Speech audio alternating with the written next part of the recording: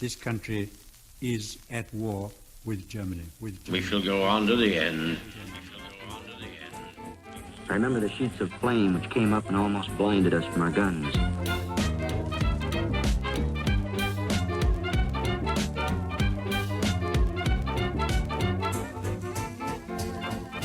Hello and welcome to another episode of the World War II podcast. I'm Angus Wallace. At the outbreak of World War II, the ancient Gothic Castle of Colditz was converted into a prisoner of war camp. Its location on a rocky spur overlooking a river made it the ideal location for a high-security prison, or so the Germans thought. Sent to Colditz were some of the most difficult Allied prisoners. Made famous after the war in memoirs, films and TV, Colditz was known for its multiple escape attempts, some of great daring-do, others were feats of ingenuity and engineering. In this episode, I'm joined by Ben Macintyre. Ben is the best-selling author of books including Agent Sonya, SAS Rogue Heroes, The Spy and the Traitor, Agent Zigzag, and Operation Mincemeat. Ben's new book, Prisoners of the Castle, an epic story of survival and escape from Colditz, the Nazi fortress prison, takes a new look at Colditz and really fills out the story. So Ben, thanks for joining me. So let's start with where is Colditz? Why was it chosen as a prisoner of war camp? Well, Colditz Schloss is in East Germany. It's about 30 miles from Leipzig. And it was chosen really because it is this extraordinary 11th century vast 700-room edifice that kind of lowers over the town of Colditz. And it was built by the Electors of Saxony in the 11th century, and it was really intended to intimidate their foes and also their subjects, and to incarcerate people that they wanted to keep inside, unmarried daughters, people, lunatics, brothers and sisters, that kind of thing, in those days. And so it was always intended really to be a daunting place, and it is a daunting place, although it's rather beautiful in its own way now. So it was selected by the Germans quite early in the war, in 1940, to be their highest security prison. So it was intended to be the sort of the inescapable camp. That isn't. I mean, it's not inescapable in English, but there's a German word for that. And it was where they put all the kind of most tricky prisoners. Really, it was an officers' camp, which is a very important distinction. It was intended to house people of rank, and those were people of rank who had, on the whole, tried to escape from somewhere else. So they herded them all together and they stuck them in off-flagged 4C with the idea that it would be completely impossible to get out of. Now, it looks very daunting, Colditz, but the truth is, because it's so ancient, it's actually full of holes. And it turned out that it was actually rather a stupid place to put a prison camp, because as the prisoners swiftly discovered, if you're dealing with sort of 12th century locks, they're quite easy to pick. If you're dealing with sort of 11th century battlements, they tend to have kind of cubby holes in them and bricked up staircases. And so actually, as the head of security there remarked, the German head of security, he said there probably couldn't have been a worse place to put these prisoners, who were all defined in a particular way. They were known as Deutschfeindlich, which means literally German unfriendly, really.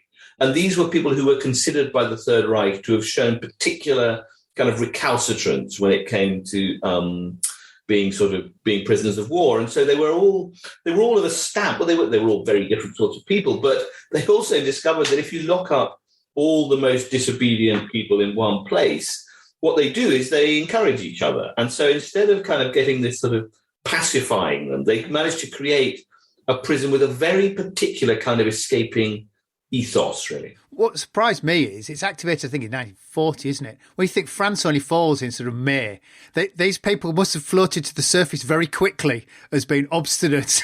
Well, they did. It's quite interesting. I mean, and as you say, this was an international crowd. I mean, it wasn't just British. We tend to think of it as being a sort of British prison. It did become more or less completely Anglo prison by the end of the war. But initially, in fact, the first prisoners in there were Poles. So it was Polish, it was French, it was Dutch, it was British, it was Americans came, Belgians, So it was a very international place. And as you say, they very quickly tried to get out. I mean, these were all people who had tried to get out in transit, or who had realised early on that actually some of the sort of the rudimentary POW camps at the beginning of the war were actually, in a way, quite easy to get out of because the Germans hadn't really worked out a system. I mean, of course, it makes it sound as if it's easy. Getting out of prison was one thing. Getting out of Germany was another. I mean, it was much harder to cross the border, the frontiers out of Germany than it was on the whole to get out of the prisons. He says a camp for officers, but officers are allowed soldier servants, are they? So there must be a high ratio of officers, presumably, to enlisted men. How does that... the British is terribly class-orientated, so how does that work within the camp? Well, it's one of the things I didn't know about Colditz before I started researching this book was that there is this extraordinary kind of social class chasm running right through the middle of the prison because, as you say, under the Geneva Convention, officers had the right to have servants, soldiers to look after them, polish their shoes, polish their belt buckles, cook their suppers. And so there were orderlies who were private soldiers who'd also been captured. The key distinction, of course, was that these ordinary orderlies, privates, were not allowed to escape. I mean, they weren't banned from doing so, but they were definitely not expected to do so.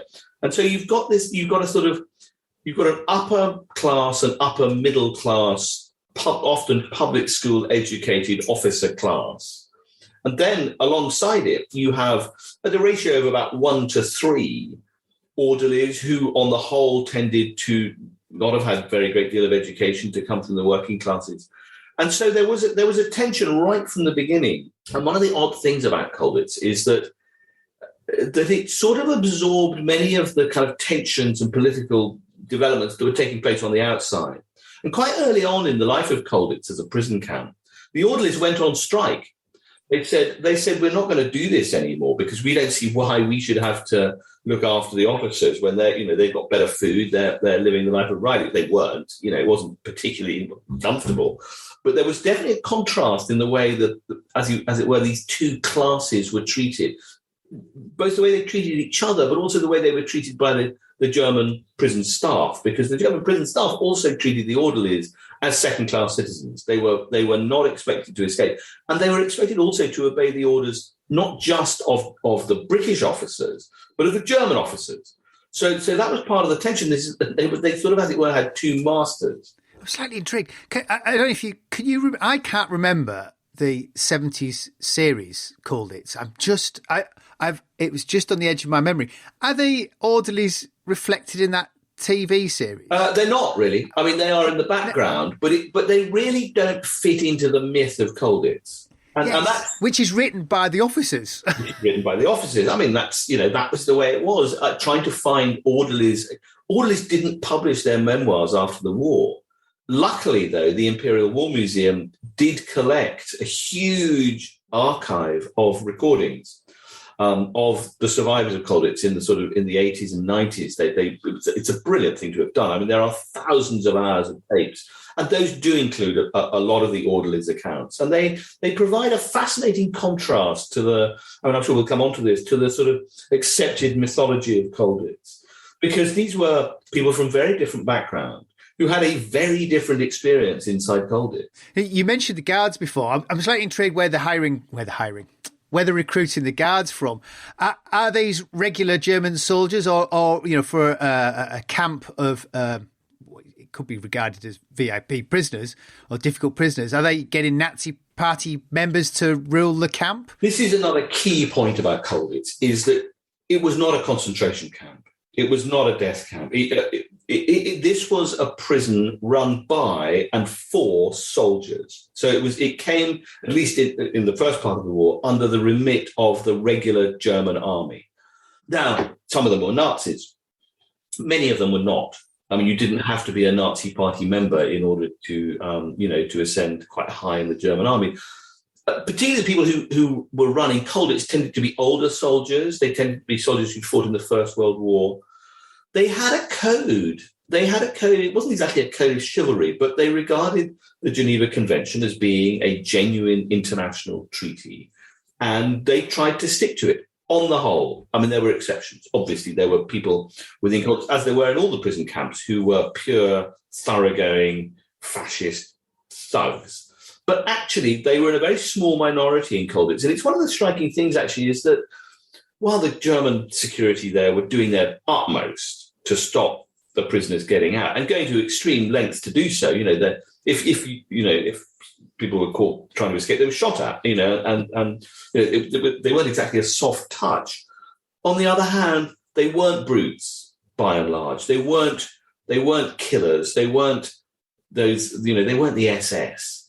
And so I think that also gives Colditz a sort of strangely kind of gentlemanly aspect to it, at least in its initial years. Things begin to change when the war becomes darker and nastier, and Hitler issues the commando order, which means that anybody caught behind the German lines is liable to be shot without trial. So it does change, but certainly initially, most of the German commandants, there were 3 in all at Colditz, they all tried to treat the prisoners with a certain amount of respect. And so you have a sort of strange kind of, they're not exactly sort of friendly, the relations, because there's the great tradition of goon baiting, if you might come on to in a minute. But, the prisoners did their best to drive the guards completely nuts by kind of mocking them and kind of making their lives a misery. And yet there was a sort of unwilling mutual respect, if you like, between the two sides. And that's because this was an army operation. It was not the SS. Are the guards living on site? Is it actually a community with both sides, all actually within the same walls, as it were? Colditz is made up of 2 courtyards. There's an inner courtyard, which is about the size of a tennis court, which has these huge 90-foot walls on 4 sides. That is where the prisoners were kept. So they were in the inner courtyard. The outer courtyard, the Kommandantur, was the garrison, really, and that's where the Germans were, more spacious, more comfortable, but bang next door to the prisoners. And indeed, there was an adjoining wall, which was known as the seam, which was regarded as the least sort of secure bit of Colditz. So the prisoners were forever trying to get through it by hook or by crook and get into the German Kommandantur and then try and get out of there. So yeah, they were living cheek by jowl. And of course, they got to know each other really very well. I mean, all the guards ended up with sort of nicknames, and there was a certain amount of illegal trading between the prisoners and the guards. So they were, in a way, a sort of, not exactly a community, but they were all living together. The popular narrative is that it was a prisoner's duty to escape. And I guess that's reinforced with all these compasses and maps and stuff you see, and you see TV programmes talking about modern troops being taught evasion techniques. Were soldiers, airmen captured at the time? Was it their responsibility to escape? Are they trained in escape and invasion in 1939, 40 and throughout the war? No, they weren't at the beginning. And moreover, there was no obligation to escape. It's one of the great myths, is the idea that, you had a duty to escape. That's not correct. There was no legal requirement on soldiers to get out once they got in. And what's more, many, and again, this rather bucks the myth, many were reasonably content to stay put. Particularly, as I say, towards the end of the war, when the actuarial calculation had changed. You were in extreme danger of dying if you. At the beginning, it was a game. The worst really that would happen to an escaping officer was that they would be sent back to Colditz, banged up in solitary for a few weeks, and they'd do it again. Initially, it wasn't a high stakes game. Nonetheless, quite a few were content to remain there. They had plenty of books. They had sort of entertainment. Some just knew that they weren't made of the stuff that escapers are made of. So again, while everybody in the prison was sort of prepared to contribute to escapes and to help others escape, I mean, that's almost without exception. There were very few who said, no, I'm not having anything to do with this. Nonetheless, not only was it not incumbent on them to escape, many decided not to. This again changed in the course of the war because MI9, which was the section of British intelligence devoted to escape and evasion, began to, realise quite early on in the war that actually escaping prisoners was a very good way of tying up German resources. And if you could get officers in particular back to Britain, that was very, very useful for the war effort. So there did become a sort of much more systematised approach to the whole thing, which included sending escape kit secreted in various items into Colditz, various different ways of getting maps and compasses and money and counterfeit passes and so on into the prison itself. And that was with a view to aiding escape. But it's not quite the same as depicted in the in the black and white TV series where everybody is trying to escape all the time. It wasn't quite like that. I wonder where that myth comes from. I suspect it's from, popularised by perhaps The Great Escape, which is a much earlier film than that. Was it 63 or something, isn't it? Well, except, of course, The Great Escape, again, is a slightly misleading story as depicted in popular culture, because The Great Escape was an absolute disaster. I mean, they were all murdered. I mean, the death toll was absolutely dreadful. I can't remember, I think it was only 2 actually got away. So really, I mean, it's, and 50 were killed. It's an appalling story. And I think it does come from that. I think it also comes from a sort of post-war attitude towards the war generally, which was a sort of slightly black and white morality play.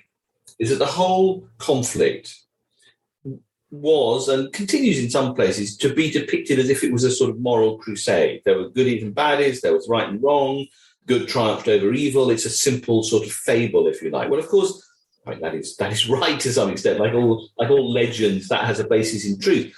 But of course, war is much more complicated than that, and that's in a way why I loved writing about Colditz, is that it is both much more interesting and much more complex than the mythology allows. Because the mythology, we're all familiar with it, is of men with moustaches, bravely digging their way out, and sadistic and stupid German soldiers, German prison guards trying to stop them, and the engine. And of course, again, there is elements of truth to that. There were extraordinarily brave and resourceful stories here, but human beings are made of lots of different kinds of material. They're not all heroes. Much as we would like to think that we would all be heroic, you never know. You never know until you're presented with the moment. And I think in a way that's what I try to ask in this question is sort of, what would you do?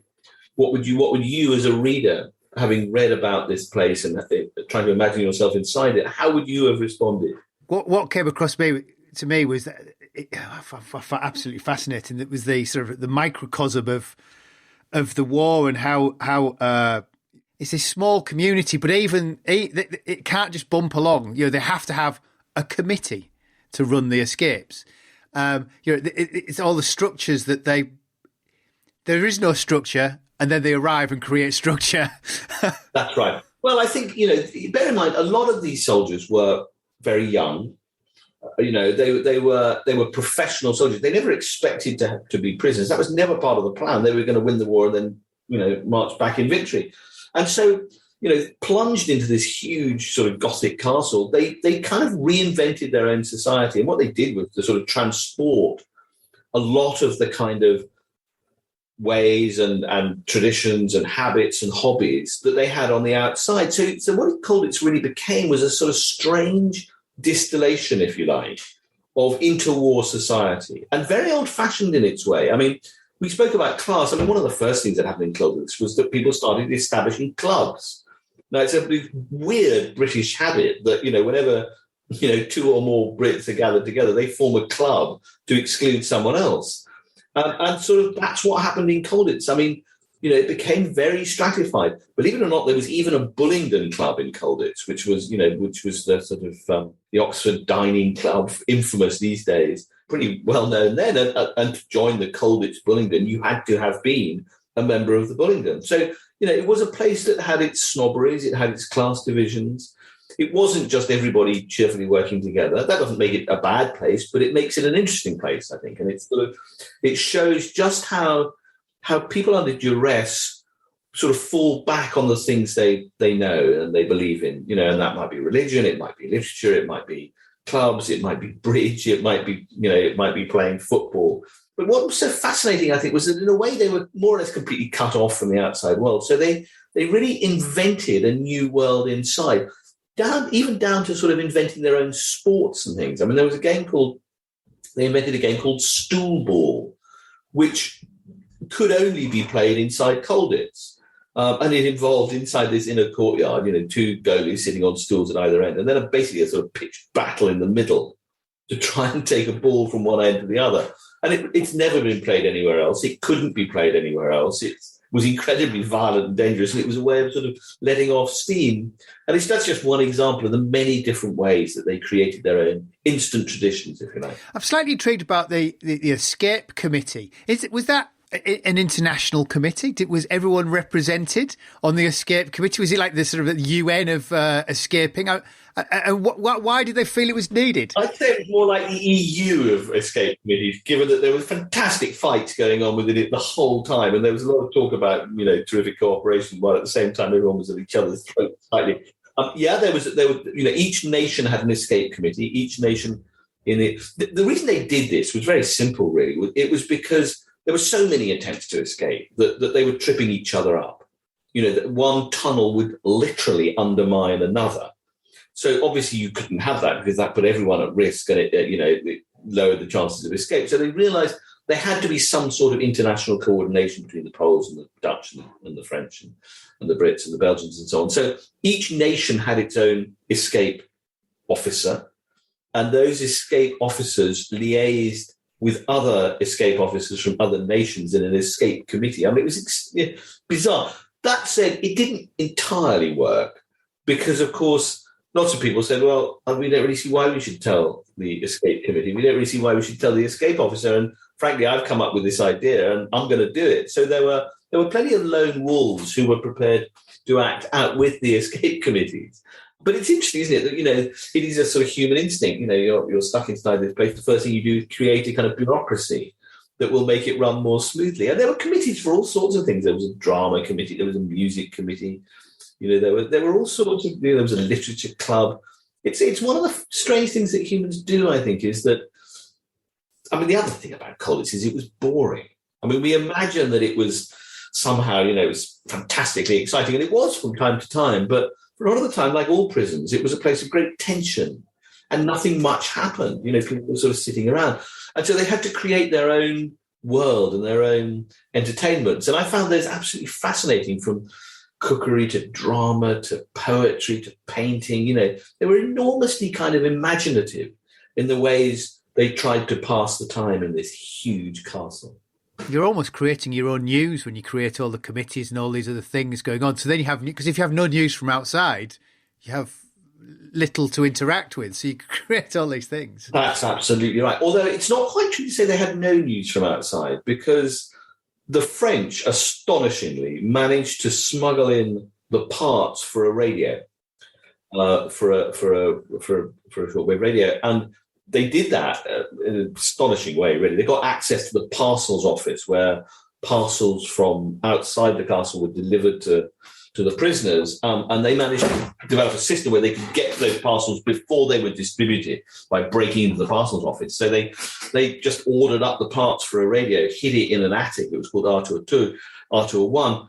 And then when the French departed from Colditz in 1943, they bequeathed this radio to the Brits.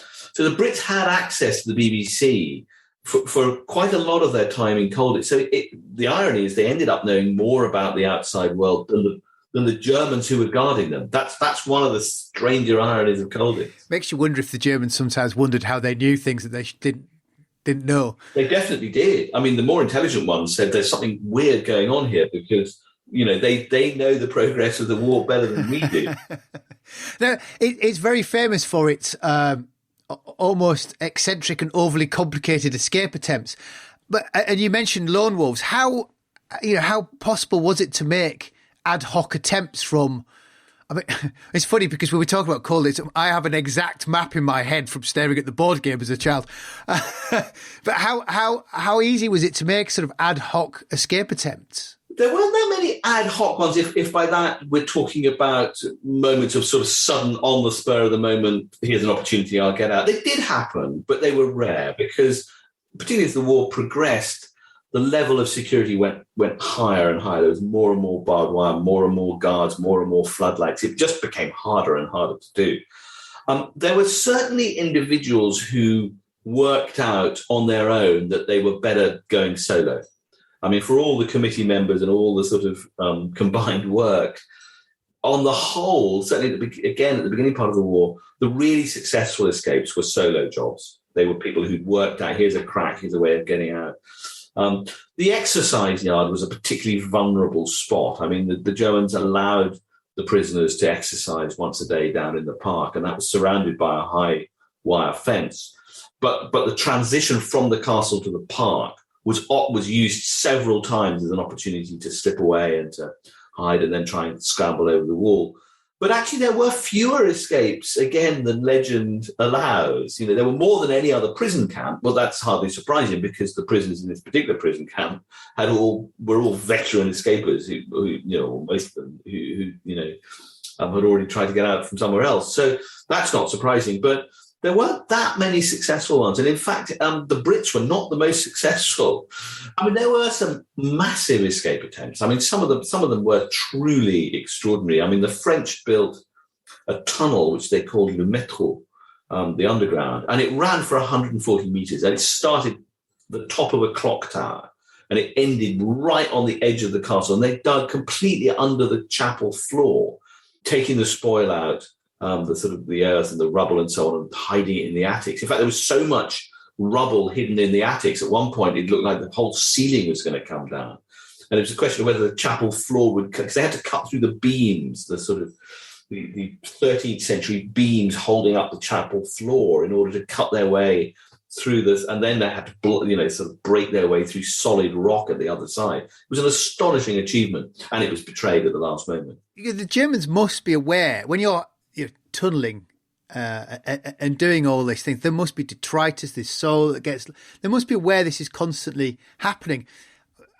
How proactive were the Germans? Did they almost take it to scientific levels to try and foil the prisoners? I was going to say, and every time there's an attempt, did that make it more difficult for the next people getting out? They're very proactive. That's exactly right. There was one particular officer called Reinhold Eggers who became head of security at Colditz.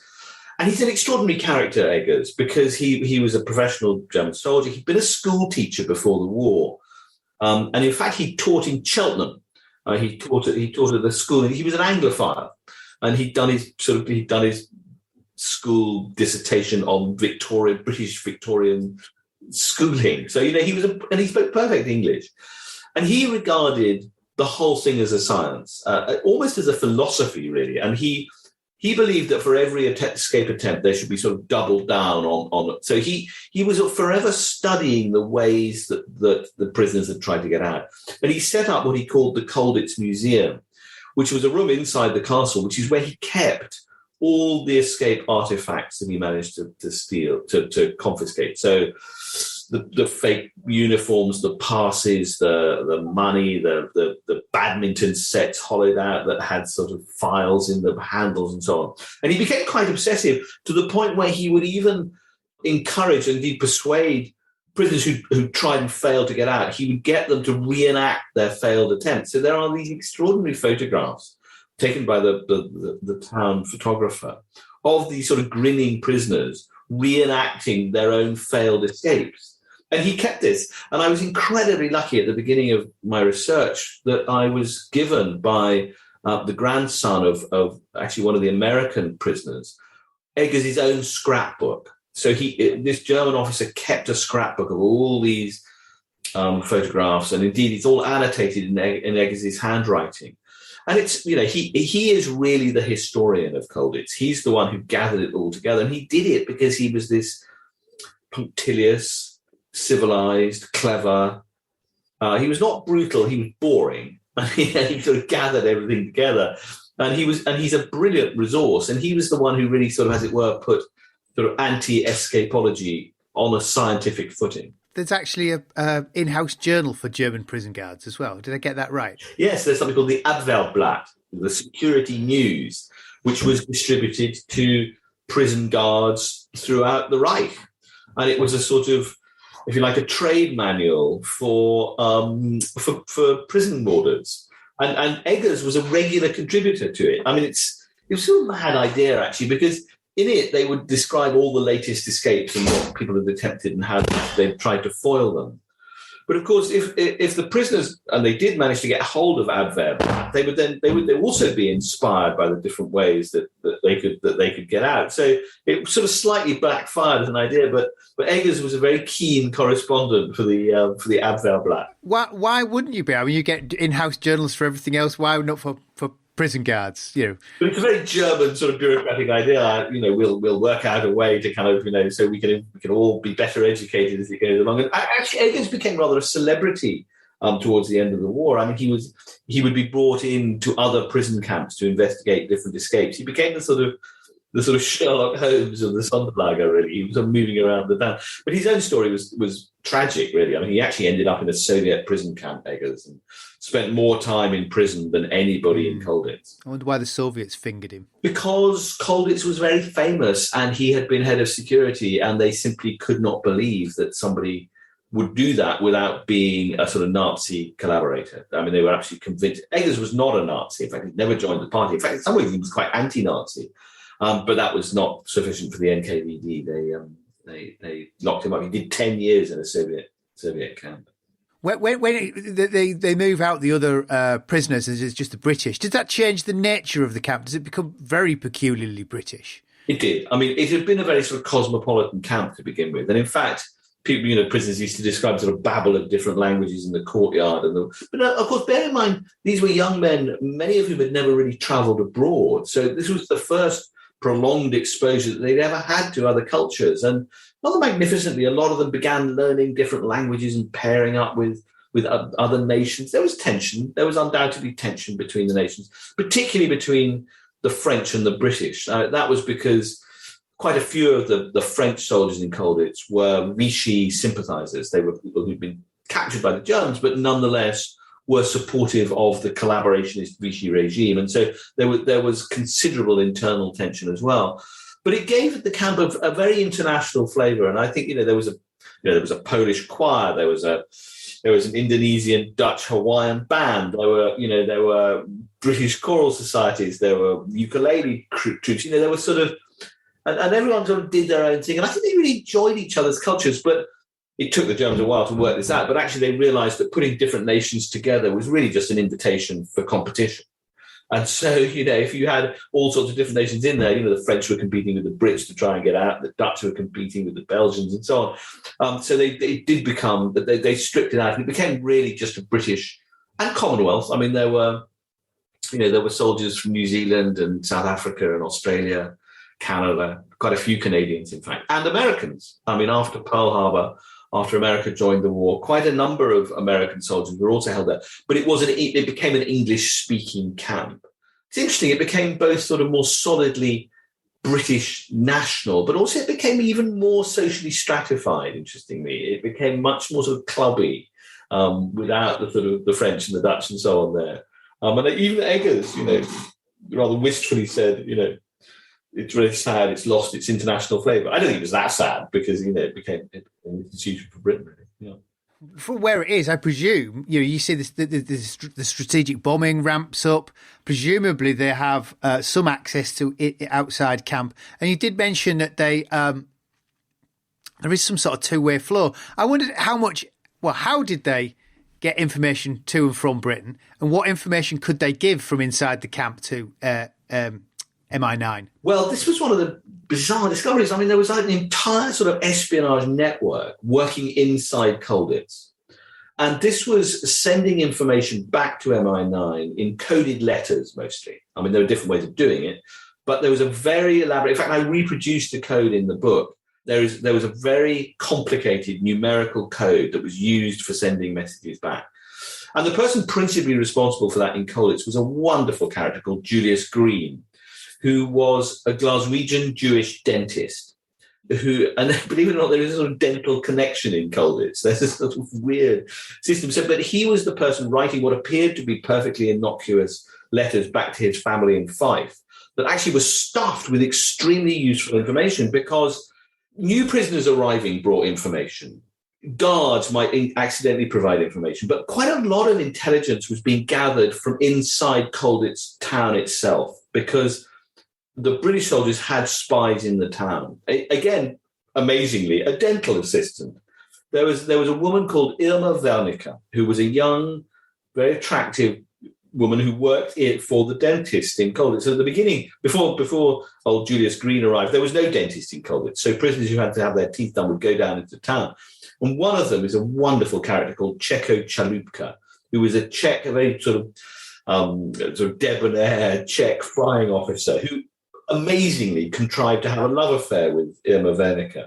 He met her on the train being taken to Colditz, and they sort of had a whispered tryst. And she said, well, try and come down and have your teeth fixed, and we'll meet up in the town. And he did this several times. He did it by dint of actually chipping his own teeth with a rock. So he would have to go and have sort of dental work done down in the town. And he bribed the dentist. He was a great black marketeer, and the dentist, would then let him leave him alone with Irma. But the other thing about Irma was that she was, well, not uniquely in Colditz, but in the town itself, but she was anti-Nazi. She was a very committed resistance figure.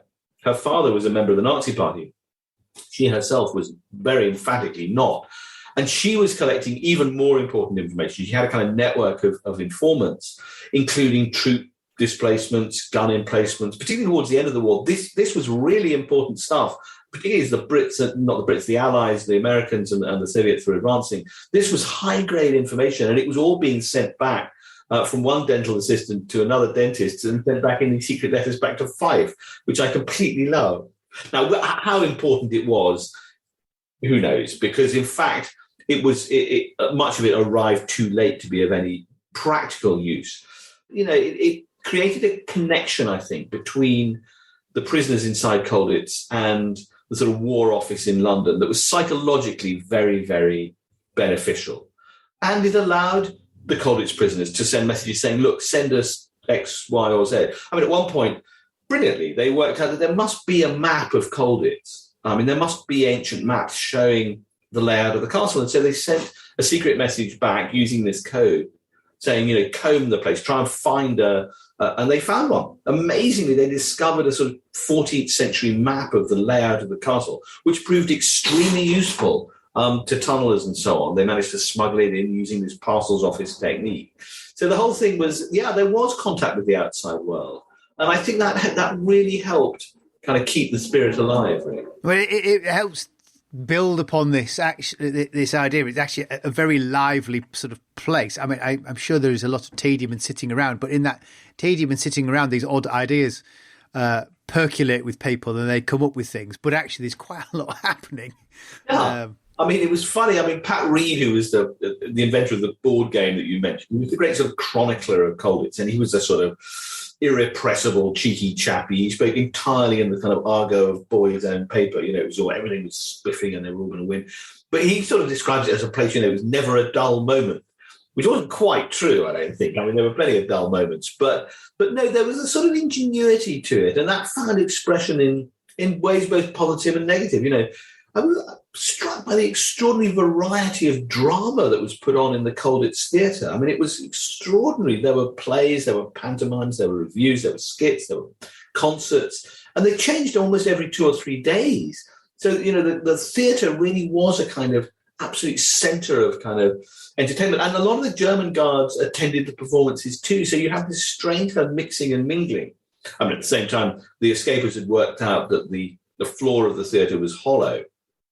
And actually, if you broke into it, it could lead to a witch's walk above the gatehouse, which would lead to the German guard. And one of the successful escapes was called the theatre escape, which started immediately after a performance of Beethoven's Fifth. Well, give the British prisoners any opportunity to dress up as women, and they're there. Well, I mean, you touch on an interesting fact because, of course, there are these extraordinary photographs of these soldiers very happily dressing up as women. Some of it is just for fun, and some of it has undoubtedly a sexual element to it. I mean, again, it's something that's been rather suppressed by the legend, but the prisoners were able to have sexual relations with each other, and they did. Now, the extent of it, of course, is impossible to measure. It was vigorously denied after the war. But the Padre's diary, a very interesting document kept by Jock Platt, who was the sort of chaplain of Colditz, identifies a sort of homosexual circle inside Colditz that was taking place. And of course, what did we think was going to happen? I mean, if you lock up 500 men for 5 years, of course, the sexual element is going to happen. And there were sort of love affairs in Colditz, and great that there were, I think, in some ways. It's another element of the story that people do not write about because it just doesn't fit with our idea. But humans are humans, and they behave in human ways. As the war's coming to a close, and they're aware of D-Day, did that put a halt to escape plans? Did they wind them in? They did. I mean, escaping became much less frequent in 44 and 45. I mean, for obvious reasons. Well, reasons both obvious and unobvious. I mean, one was that it did appear that the war was going to come to an end. Now, that wasn't necessarily certain that the prisoners were going to survive it, because there was a considerable fear that the SS might just invade the castle and kill everybody in a final sort of welter of blood and madness. So, winning the war did not necessarily mean the Colditz prisoners were going to survive. But there was, as the war progressed, it became clear that the Allied armies were approaching. And then, as I mentioned earlier, it became just much more dangerous. I mean, it was no longer, in fact, the commandants put up a poster in the courtyard saying, escaping is no longer a game. If you are found outside these prison walls, you will be shot. And that was true. I mean, people were, and news filtered back. I mean, the Great Escape is the most notorious example, but it wasn't the only one. And word came back that, this has ceased to be a jolly Jake. The hardcore still did it. I mean, the hardcore continued to try to escape, but it did diminish, understandably, towards the end of the war. These were brave men, but they were not madmen. And also you had a number of soldiers had arrived who'd been captured elsewhere. And these were often commandos or others who had seen really brutal fighting. And a lot of them felt quite understandably that they had done their bit already, that they did not wish to kind of put their lives at massive risk again. And so, yes, it does tail off, but the jeopardy doesn't. I mean, that's what's so interesting is that within Colditz, as I said, it was a very sort of stratified world, but there was also one group of soldiers called the Prominente, who really were VIPs. I mean, they had been selected by the Germans because the Germans believed they were valuable. And one was a nephew of Churchill. There were two nephews of the king. There was one particularly glorious character who was pretending to be the nephew of General Alexander in the Middle East. He wasn't, as it happened, but he managed to keep the fiction going for long enough. And these were kept separately. They were held completely separately. They were treated differently. They were under much tighter security because they were bargaining chips, really. But at the end, the Prominenti were rounded up by the SS and taken away and had absolutely no idea what was going to happen to them, although they had a horrible premonition. Did the Allies make any special plans to relieve Colditz? They did, actually. There was a whole plan. Not just the Brits, actually. The French also had a plan to try and relieve it. Yeah, I mean, it never came to fruition, but they were going to parachute in agents who were going to break into the prisons and then link up with the prisoners inside, blow open the arsenals of all the prisoner of war camps, and then stage an uprising. Because there was this fear, not unfounded, that as the Reich collapsed, that every single POW would be slaughtered or marched east, which would have been much the same. Actually, they would probably died of starvation. So there were plans afoot. Thank goodness they never had to be. I don't think they'd have worked either. But no, they definitely had plans to try and sort of stage mutinies within the prisons. There is that thing at the end, right at the end, where they start emptying prison camps, don't they? And they just sort of march them in that horrendous winter, and thousands of them to die. And yes, I mean they do. I mean, it's of course, where do you march them? You've got the Soviets coming from the east, and you've got the Americans and the Allies coming from the west. And so, I mean, the last commandant of Colditz was given orders to march his prisoners out. But of course, where was he supposed to march them? Towards the Soviet army? I mean, that seemed to be the idea because the Americans were closer. But by that point, the German high command was just disintegrating. Nobody was really making any real decision. So it's the Americans that eventually relieve it, isn't it? Relieve it? It is. Do they know what they were? Did they know what they'd come across? No, in the typical fog of war, of course, they really didn't have much idea what they were doing, and they sort of had a general idea, and they were advancing with the idea of sort of mopping up operations. But it was touch and go because it was only the night before the Americans arrived in Colditz that the SS, who had moved into the town, departed. And it was touch and go, and there was a bitter battle for Colditz itself between the SS and the advancing American GIs. But no, 4 GIs sort of walked into Colditz. and were greeted by this incredible welcome from the liberated soldiers. They were followed very soon after by a woman, actually, by Lee Carson, who was a brilliant, incredibly brave American war correspondent, very, very beautiful, with long sort of red hair, dressed in a boiler suit. And that practically caused a riot. I mean, when she arrived in the Jeep, it was the first woman most of them had seen for 5 years, and the place just erupted. So it was a very joyful moment at the end. But Colditz is a fascinating story because it's full of sort of moments of humour and joy and a certain amount of happiness, but it's also a dark story. I mean, many people suffered grievously in Colditz, and there was a huge mental health toll that, again, nobody really ever talks about. People suffered, and there were mental breakdowns. Some never recovered from the experience. In fact, I would say probably most of those who'd been in Colditz were damaged by it for the rest of their lives. They might not show it, but the truth is it was a tough and hard and brutal and grim place. Mm. Now, I'm slightly intrigued by how well known it is in Britain, and the British, I'm right in saying, don't top the leader table. Is it the French that top the escapee leader table? The French do, actually. The French, well, the Dutch were also really good. I mean, the Germans liked the Dutch because they seemed to be so polite, and they always wore sort of smart uniform, unlike the British who slopped around in dressing gowns and clogs and things. So is it well known in these other countries? Well, Colditz is well known in France and known in Belgium. Obviously, it isn't hugely well known in Germany. It's not a subject that is particularly popular there.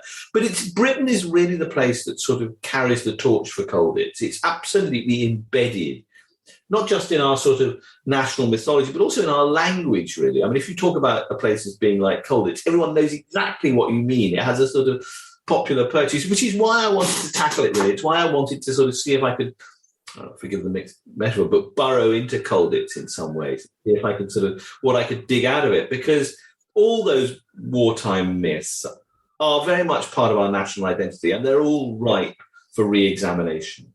You know, without necessarily undermining them or saying they're wrong, they're always more complicated than the black and white story that we inherited. Reading your book, I hadn't, without having put much thought of it, I didn't quite appreciate how much of a very black and white.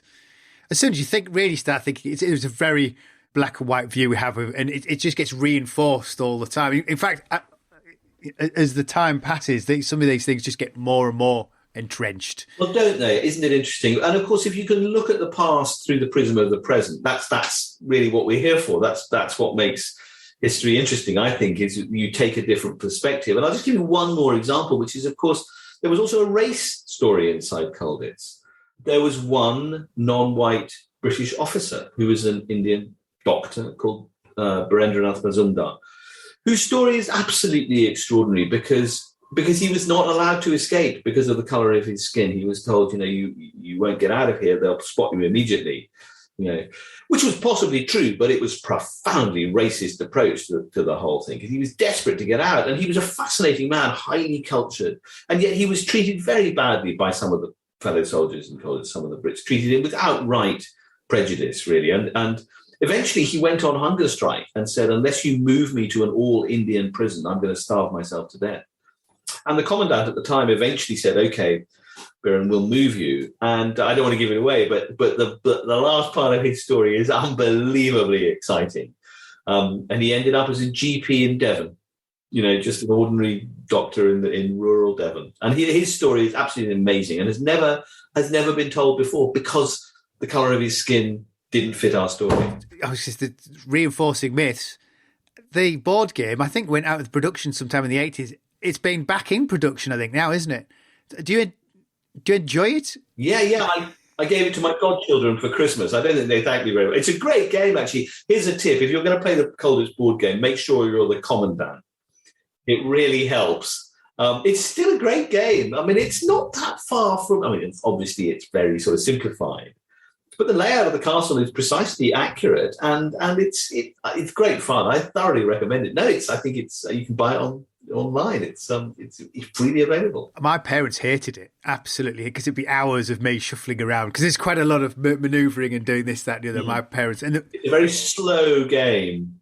It's I love it. It's sort of incremental, but it's good fun too.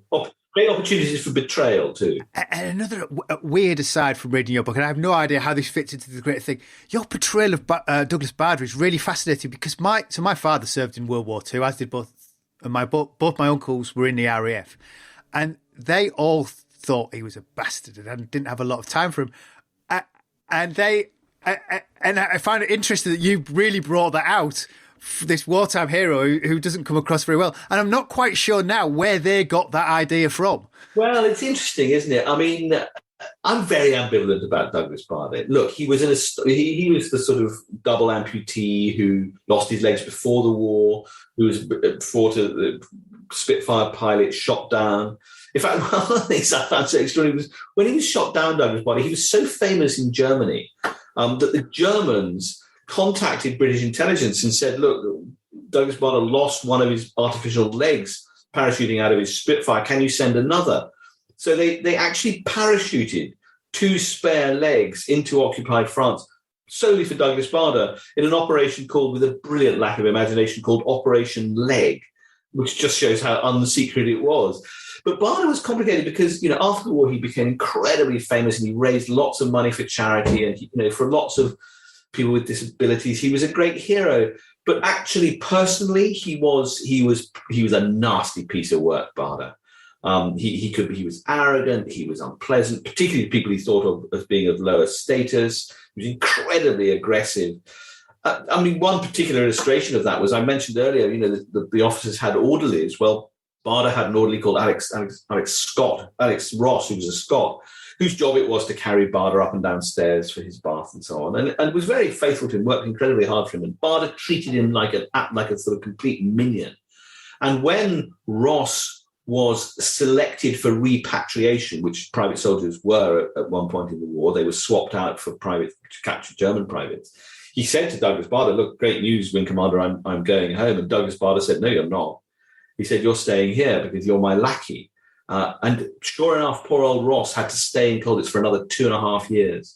So anyway, I feel I have very mixed feelings about Bader. I'm sure some people will feel my portrayal is very unfair of him, but I really didn't have much time for him. And the evidence was pretty overwhelming of his, it is possible to be a hero and a complete bastard. It's not impossible to be both. It's fascinating. And I wonder what Ross thought about him at the end of the war. He hated him. Absolutely hated him. Yeah, never wanted to see him again. In fact, never did see him again. They had one telephone conversation, which is unprintable, because Bader demanded to know where his spare legs were, and Ross explained that he'd been unable to bring them from the castle. Bader had managed to get out before anyone else with this foreign correspondent, Lee Carson. And when Bader discovered that Ross hadn't brought his legs, he said, "You're a," I won't say the word, and never spoke to him again. That was the end of that. I'm completely fascinated. They're dead now, so I'd be intrigued where my father and my uncles got that idea from, if they had some interaction or if it was, I think a lot of the people who flew with him knew that the myth, which was a kind of proper propaganda myth, worked up by the Ministry of Propaganda. Bader was a poster boy and turned into one, but a lot of the people who flew with him knew that there was another story, knew that there was this sort of golden hero was actually a man with legs of tin and feet of clay. Well, Ben, congratulations on the book. It really is a refreshing look at the Colditz story. Thank you. Loyal listener, I will put a link on the website and in the show notes to Ben's book, which is Prisoners of the Castle, an epic story of survival and escape from Colditz, the Nazi prison fortress. Don't forget, if you have enjoyed this podcast, you can sign up as a patron of the show at patreon.com/WW2podcast. It is a big thank you to those of you who have already done so. $1 or so from each of you really does help me find the time to put the podcast together. So that's patreon.com/WW2podcast. It's been so frantic here at Podcast HQ trying to get episodes out this last few weeks. I'm not quite sure where we are next, but I'm fairly confident we'll be returning to the Pacific. So until then, I'm Angus Wallace, and thanks for listening.